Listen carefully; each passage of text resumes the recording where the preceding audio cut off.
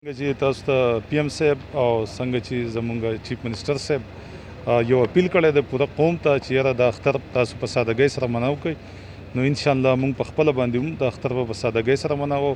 د ټولو نه د دې لپاره اهم دا ده چې اخترونو کې زمونږ کلچر دی چې خلک د یو بل سره میلویږي، خلک مبارکباد لځي، خلک د یو بل سره برې ګړې کوي. نو زما خلکو ته دا ریکویسټ دی چې ټیک ته دا څیزونه، خو چونکې چې کله داسې وبا راشي، داسې حالات راشي، نو بیا دا ټول څیزونه چې دی دا بیا فرست پرایورټي نه وي، دا بیا سیکنډ پرایورټي. نو که زمونږ ژوند دي، زمونږ د بچو، زمونږ د مشرانو، زمونږ، نو انشاءالله د اخترونه به زمونږ په ژوند کې نور هم ډېر راځي. خو زما ټول قوم ته، ټول عوام ته دا اپیل دی چې یاره تاسو په دې اختر کې لږه سادګي اختیار کړئ. سوشل ډسټنس چې کوم سماجي فاصلې دي د هغې باندې تاسو عمل وکړئ.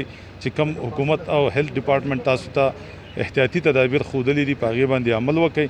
نو انشاءالله زه وایم چې کوم یو سپیل را روان دی او کوم خطره ده چې دې اختر دا 14-15 دن ویلي چې دا ډېر اهم دي، نو د دې نه زمونږ د قوم انشاءالله وځي، نو الله پاک به حالات بهتر کړي.